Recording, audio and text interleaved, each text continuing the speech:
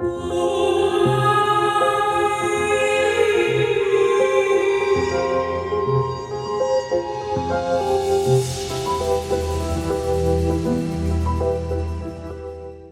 Walking Dead, the Living Dead, zombies, call it what you will, but truly a nightmare brought to life. From ancient accounts to blockbuster movies, hit video games, and even pop music, these shambling creatures at some stage took the world by storm and managed to survive, if you know what I mean. But where did this fascination begin? And why are we so drawn to the idea of the undead? Hi, and welcome back to Bow Tie Videos. Today we're going deep into the history, science, and evolution of zombies, exploring the mythologies behind the undead, their symbolism, actual real-life cases, and why they terrify us so much. Check your pulse as we dive right into episode 14, Zombies and the Undead. The modern concept of the zombie might feel like a Hollywood invention, but it has deep roots in world mythology. The first tales, or even proof of the undead, trace back to ancient civilizations. In ancient Mesopotamia, there were tales of the Galu demons that would possess the dead.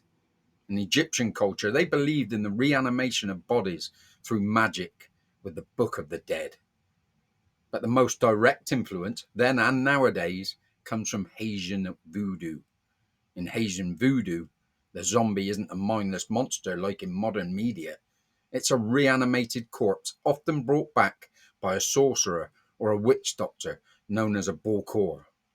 These zombies aren't driven by hunger for flesh or the notion of chasing the living until caught and turned like themselves. They are often used as workers, enslaved by their masters. As early as 1938, a voodoo potion was found that could induce a death-like state, though the ingredients of this potion were so well guarded that no bokor or sorcerer would ever reveal them. But a book in the mid-1980s called The Serpent and the Rainbow claimed to reveal these potions. In this book, it describes a real zombie, by Haitian folk belief, as an individual who has been brought to his demise by sorcery, passed through the grave, or at least passed through a state of death, and then somehow magically resuscitated. In Haiti, it is classed as a serious taboo to even ask questions about such rituals, and to practice this is akin and punishable on par with murder. In Haiti, academic research on this is strictly off limits.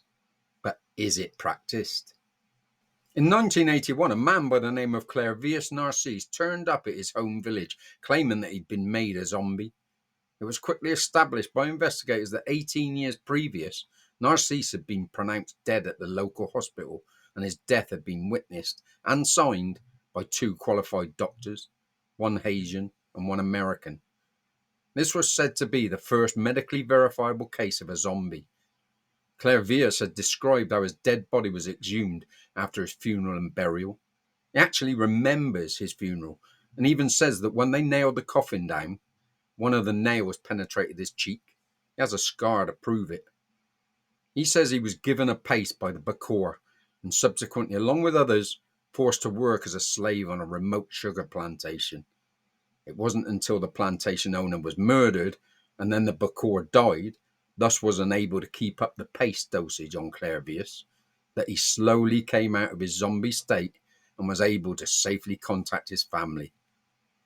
On contact, his family immediately recognized Clairvius, although they had buried him 18 years previous. They believed this story because of their past associations or knowledge of the voodoo. Because he remembered his own burial, this opened a series of reports that had existed in Haitian folklore literature, claiming that a certain poison was said to bring on a state of apparent death so profound that it could fool not one, but two qualified doctors, as in Clairvius's case. It is well known within the chemistry or pharmaceutical industry that the pufferfish contains a chemical called tetrodotoxin, or TTX. If administered in the correct dose, the victim will find themselves trapped in a flaccid paralysis, perfectly mimicking the appearance of death, mimicking being the operative word. Could this be the Haitian poison that Clairvius was given, or at least part of a deadly concoction? I mean, Haiti has a scary range of deadly animals, along with the pufferfish, the cane toad, snakes, the bearded fireworm, tarantulas, not to mention some of its deadly plants. Guess I won't be visiting there in a while then. Clairvius Narcisse died at the age of 72 in 1994, and his story captivates the science and the supernatural community to this day. But is it science or supernatural? The idea of the dead returning isn't exclusive to Haiti. Across the world, various cultures have their own versions of undead myths. In China, the Jiangshi, or hopping vampire, is a stiff, reanimated corpse that sucks the life energy from the living.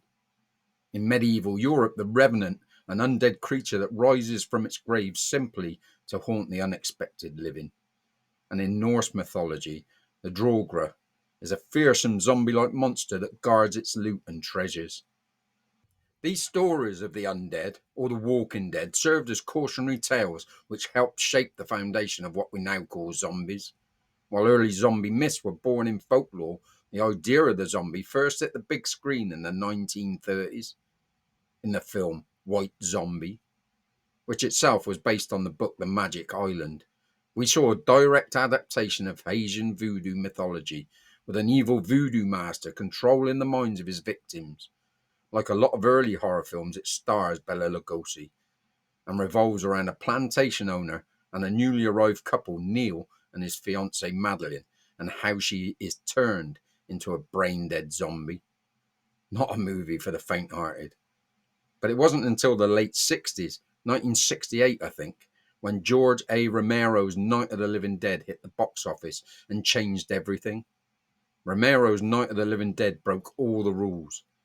These zombies weren't controlled by anyone, and they were only out for one thing: human flesh. Romero's zombies were slow, relentless, and unfeeling. But more importantly, they served as a metaphor for societal collapse and the average person's fears. Romero's influence on the zombie genre can't be overstated.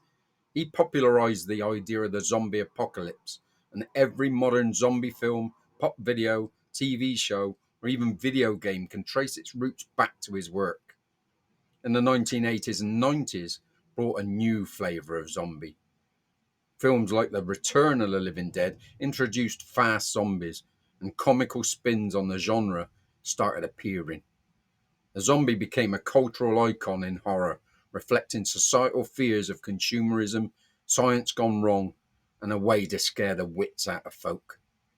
Who can forget Michael Jackson's Thriller video? It was massive back then, and it was a case of who got to see the video first. A truly magnificent piece of music history, and proof that even a zombie can dance better than me. Fast forward to the 2000s, and zombies were back in full force. Films like Danny Boyle's 28 Days and the funny Shaun of the Dead redefined the genre, while TV shows like The Walking Dead, at its peak was fantastic, turned the zombie apocalypse into a mainstream obsession. Zombies are now part of the Halloween tradition. Take a look at some of these scary and not so scary Halloween outfits.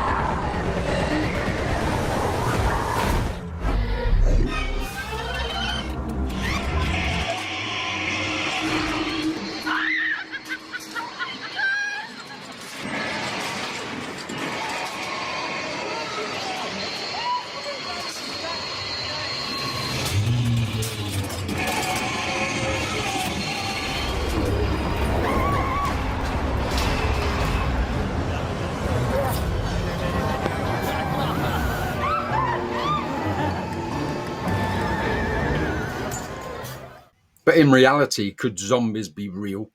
As terrifying as they are in fiction, could zombies actually exist in real life? The great deceivers, NASA, seem to think so. NASA climate scientists are warning about the potential resurgence of so-called zombie viruses, or viruses that can come back from the dead. They say warmer conditions are causing part of the Arctic's permafrost to thaw. If it thaws significantly, they say some viruses that have been lying dormant for tens of thousands of years could reemerge and possibly endanger animals and humans. Scientists say the permafrost acts like a time capsule for viruses and the mummified remains of long-gone animals. NASA wants to see climate concerns addressed. Scientists and investigators have explored the possibility of a zombie scenario. Some real-world phenomena bear eerie similarities to zombie-like behavior. Take rabies, for instance, a viral infection that causes aggression and confusion, commonly caused by being bitten, of which zombies are now notorious, by a rabid dog or a rabid something else. And certain neurotoxins from poisonous animals can paralyze the body, leaving its victim helpless. Take the Ophiocordyceps fungus, known for controlling the behavior of ants, amongst others, serves as a biological example of mind control that could potentially inspire zombie-like behavior in humans. Dear me, the thought of zombie ants, let alone humans, scares the life out of me. But could these be what started the zombie phenomenon? Or is it what a zombie really is? What about a full-blown zombie apocalypse? Scientists have theorized that a pandemic-like event where a virus spreads uncontrollably could trigger chaos akin to a zombie outbreak. The CDC and the WHO have even used the idea of a zombie apocalypse to teach emergency preparedness, and we all know where that could lead. Let's quickly move on before I get myself in trouble again. Zombies aren't just mindless monsters, they're loaded with symbolism. Let's break down what these creatures have represented across the decades. First, it's consumerism. Romero's Dawn of the Dead famously depicted zombies in a shopping mall, symbolizing mindless consumer culture that exists. Second, there's pandemics and the fear of disease. Modern zombie films often mirror our fear of contagious diseases, from the fictional Rage and World War Z to the real-world implications of pandemics, like the most recent. And third, there is societal collapse. Zombies embody the fear of societal breakdown, where the thin veneer of civilization crumbles and humans revert to survival instincts, and the world as we know it becomes a free-for-all dog-eat-dog existence. Zombies also tap into our collective anxieties. In a world of increasing automation, technological dominance, and the loss of identity, zombies may represent the fear of becoming mindless, losing autonomy, and blending into the crowd, not to mention the intended breakdown of the family unit. With that said, zombies have infected the world of video games too, from Resident Evil to The Last of Us. These undead creatures have evolved in digital landscapes, and children are falling hook, line, and sinker for their narratives.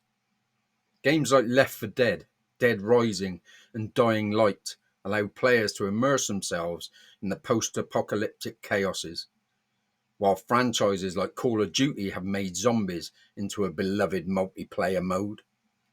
Do you not think that one day, if zombies were to come knocking for real, that the younger generations will accept it as the norm?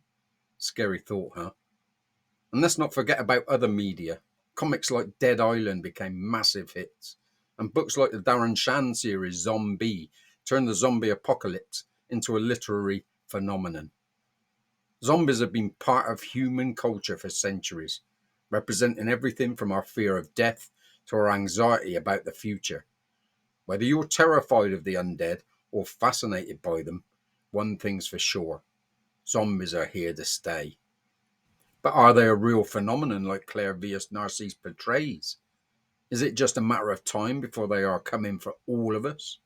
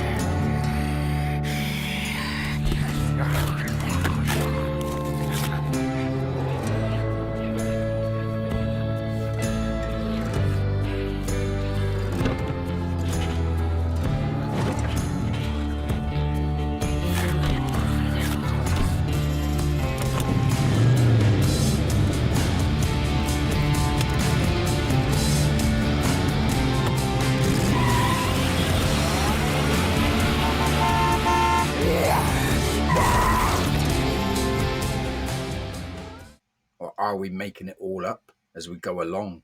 Another self-induced scare tactic? You be the judge. Hope you enjoyed watching and listening about zombies. If so, please don't forget to click the like button and subscribe if you haven't already done so. I'd love to hear what you think, so leave a comment below.